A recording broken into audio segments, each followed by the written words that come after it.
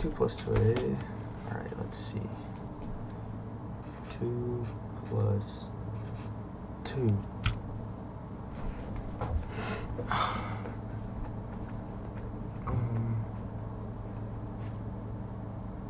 Alright, 1, 2,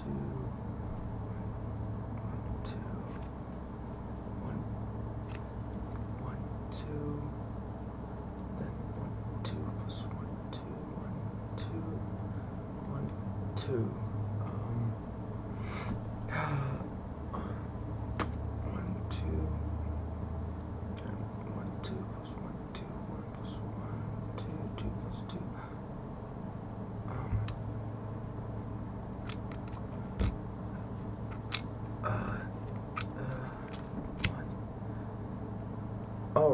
Okay. Alright, so clearly 2 plus 2 is a tricky problem. Let's try to approximate it then. So I guess we can just represent 2 plus 2 is x plus x. Here, let's give this a variable m. I don't plan to use the variable m because we won't solve it at all. But x plus x. So x is the same as x, so that could be represented as 2x. Alright. So we have this down.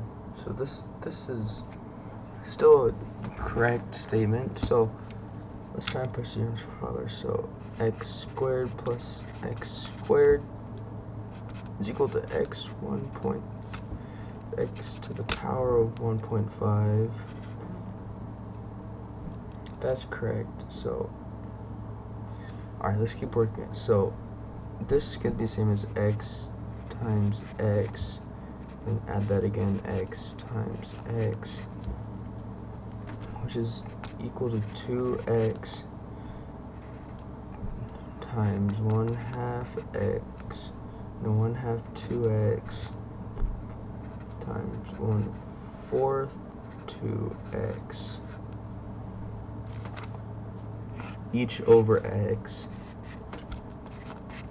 Alright, this is still correct. Why can't my camera focus? That's quite annoying. Alright, let's keep working this out. Alright, so let's try and extract 0 from this. So x times x plus x times x minus 2x 1/2 2x 1/4 2x equals 0. This over x. Technically b squared x, but I know x is 2. I don't have to. I mean, I could. It's still possible. Alright. So let's try to get rid of these squares. So we can write this back as this. I think I'm gonna have to figure out sort of later, but that's okay. So x squared plus x squared plus x times 1/2 2x. Alright. 1/4 2x. Hello. It's me, the person behind the arms, like doing the math and stuff, the one behind the channel. I figured it's actually quite boring to watch me solve this, so I took together a little GarageBand thing, and I time-lapsed the rest of it. If you want, I'm showing how it works theoretically. If you want, I'll send images of the scratch paper and stuff. But yeah, I use live loops because I'm actually not a musician. It's a music with training wheels. And yeah.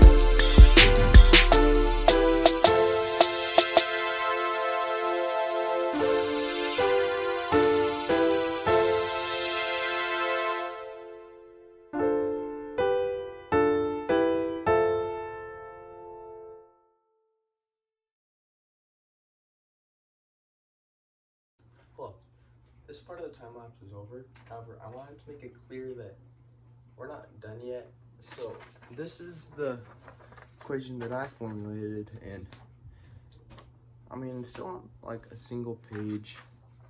Like, you can still see all of it with one glance, and like, that's not ideal. If you prefer your equations to fit on one page, you're clearly built different. But also, this right here is equal to 3. I just wrote it as an approximation right here. It wasn't a very good approximation. I could have used probably something like Simpson's rule, which is not shown here. In fact, this is all improper notation, but just ignore that. Like how that, I'm pretty sure this entire thing is supposed to be that. Why do I have that written right there? I don't know. I was sitting doing math for hours. I started to go a little insane, possibly. However, I just wanted to let you know that we're not actually done yet, and this could be a multi-part series. So I hope you enjoy whatever I come up next, because I don't feel like doing anything right now. Also, I'm gonna quit yapping.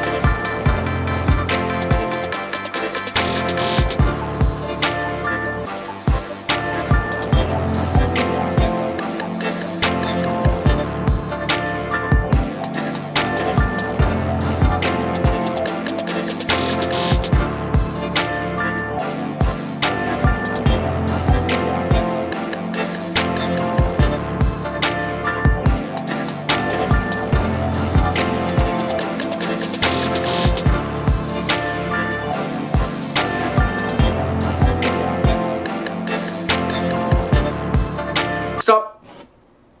I have an announcement.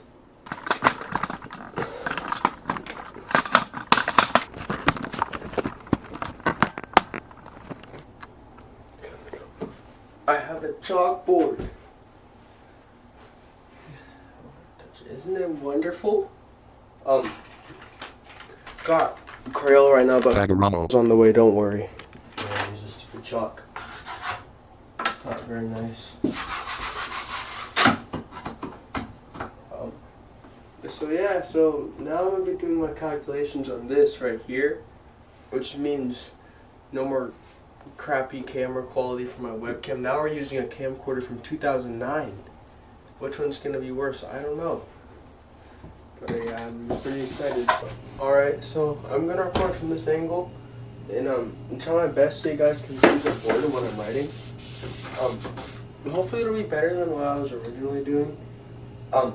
Which is why I got this. In fact, I didn't why I built it with help from my dad, who basically did everything. But it's fine. So yeah.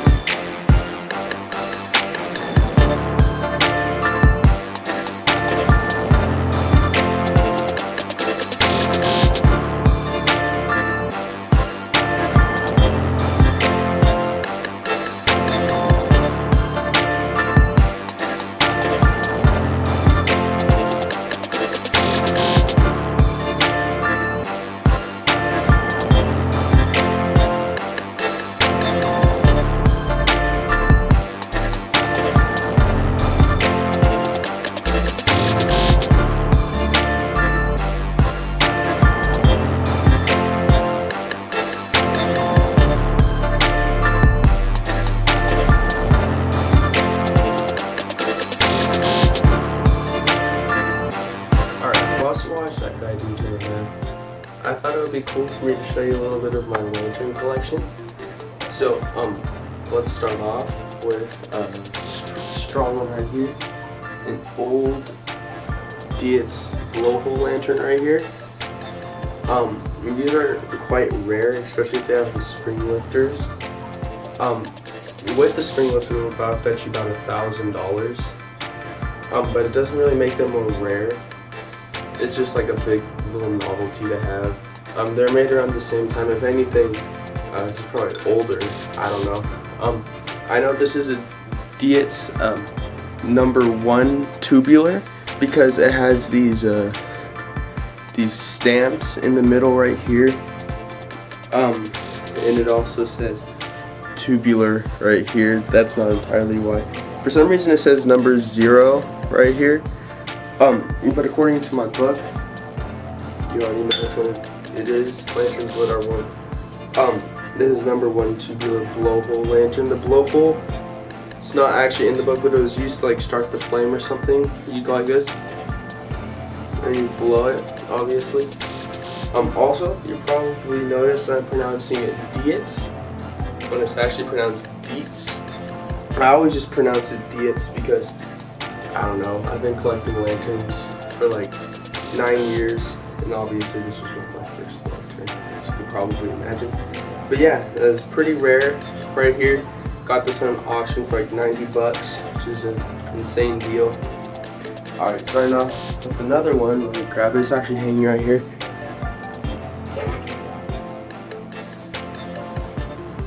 Alright, so this lantern, albeit not in very good condition, not with an original glove and a hole in the bottom, without a cap on, and it's missing the thing.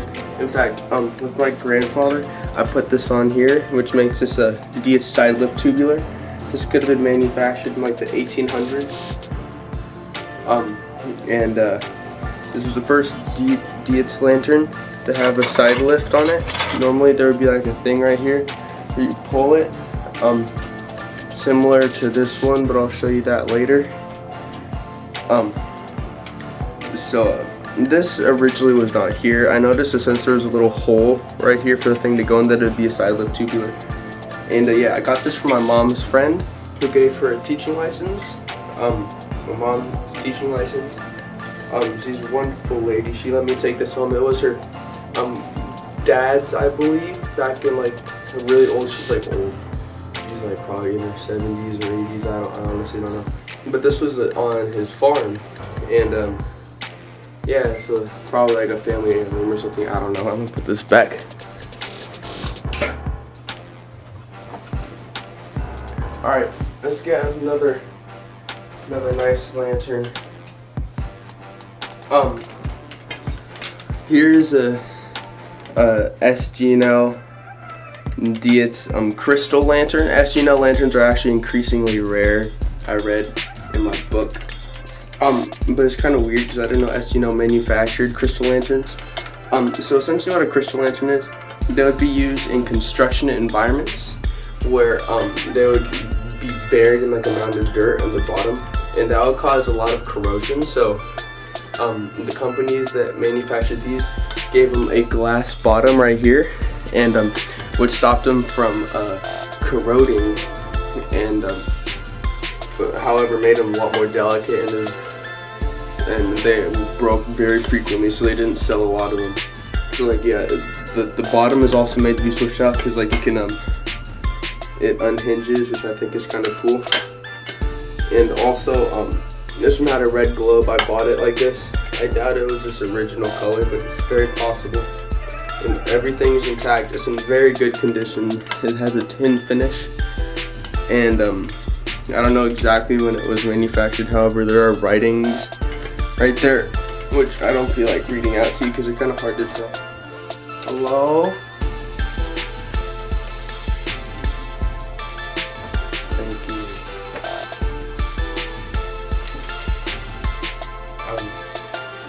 So yeah, I bought this at an antique store for like 300 bucks. I'm pretty sure on my birthday, which I think is a very good birthday item. Alright, so now we have another lantern. This is a Dietz King Fire lantern. Right here. This could have been manufactured in like could have been manufactured in 1907 to 1940. They started making these. I doubt mine is a 1907 model because it has the qualities and the quirks of a more modern Dietz King Fire lantern, like a windbreak right here, and an extra hook for a mount, which I'll show you later. This is most definitely not its original globe because there's a seam, which means that it was like, I don't know exactly, it wasn't blown glass, it was like probably casted. But yeah, so it has a door right here. Only one of the latches is really functioning, and it opens right here so you can just see. It really does not have what an older globe would look like. The old globes are more rounded like this. They have like these curves. Hello. I'm getting quite bored of calculating this. Also, I made a ton of mistakes. I mean, like, when I was in the problem right here, like, I added the 2 twice. I don't know if you caught that, because I caught that. And I'm quite tired of making mistakes. I want to do an exercise right now, but then again, I also don't want to do pointless math. So I'm just going to approximate the natural log of another part of the equation that I made.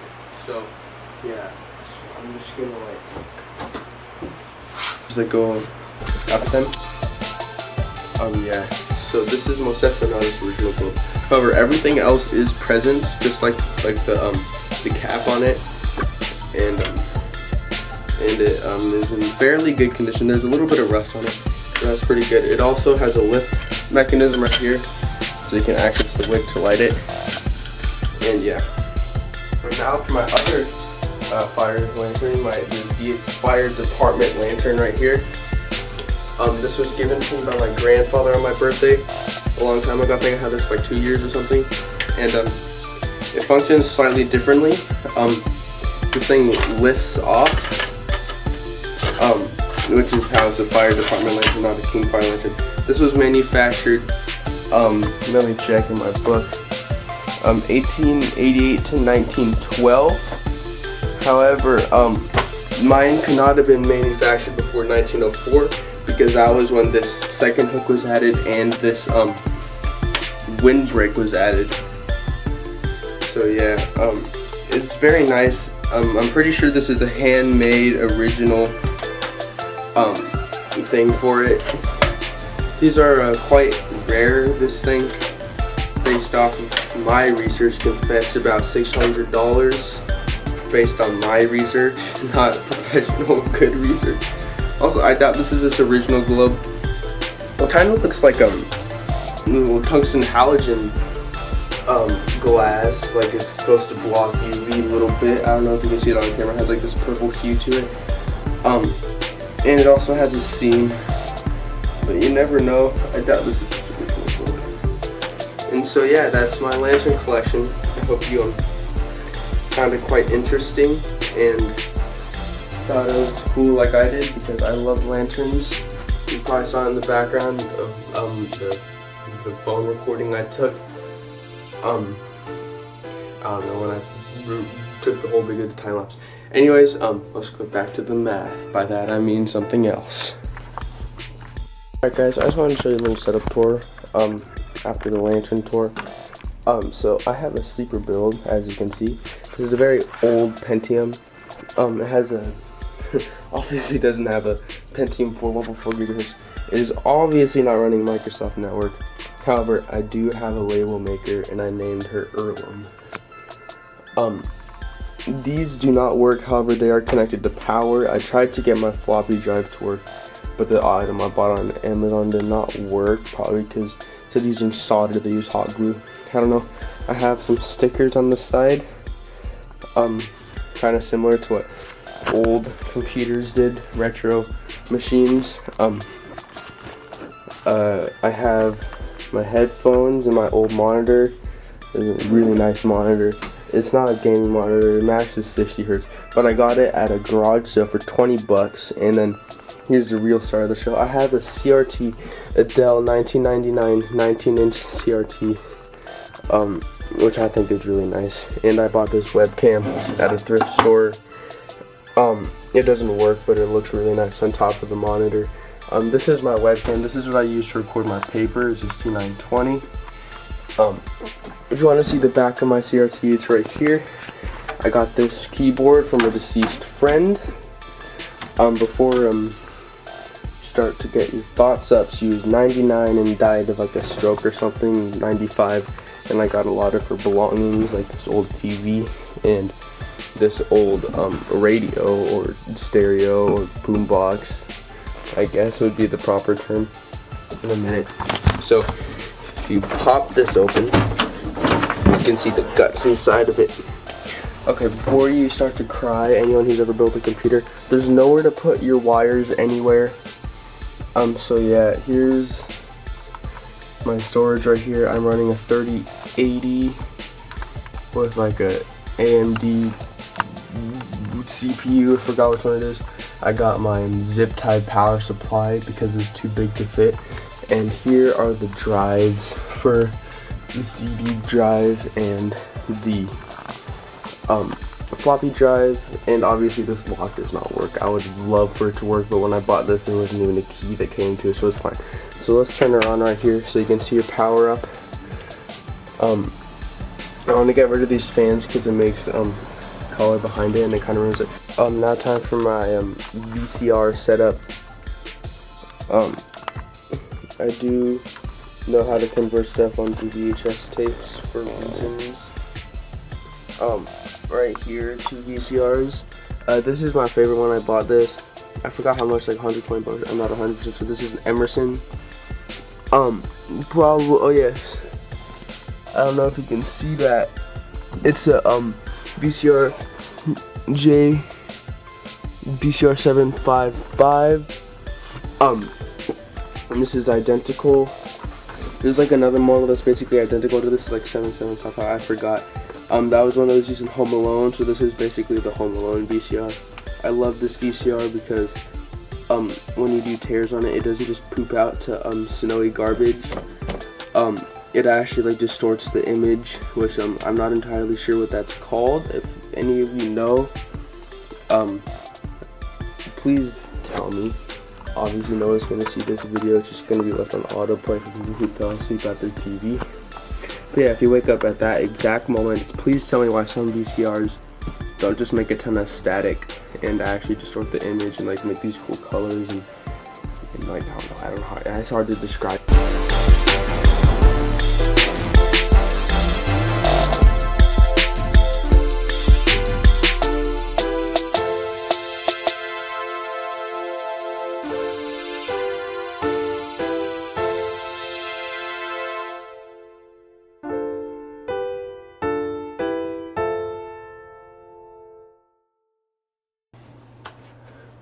Well, congratulations, you made it to the end of the video. I apologize because this is going to be a multi-part series, and I probably won't upload very frequently because these videos take a lot of time, as you could imagine. 30 minutes of time lapse at 16x speed, do the math. So yeah, but if you do want to support my channel and motivate me to make more videos, please like and subscribe. And I don't know, I don't have to say this, but please turn on the notification bell so you can be notified for my latest upload in about 4 years. School is about to start. I have about 2 weeks as of recording this left of summer break, and I don't know if I'm gonna find the time to sit and do math for hours and hours. As you could probably imagine, this video is months in the making, in months of editing. So yes, I hope you did enjoy, and goodbye for now.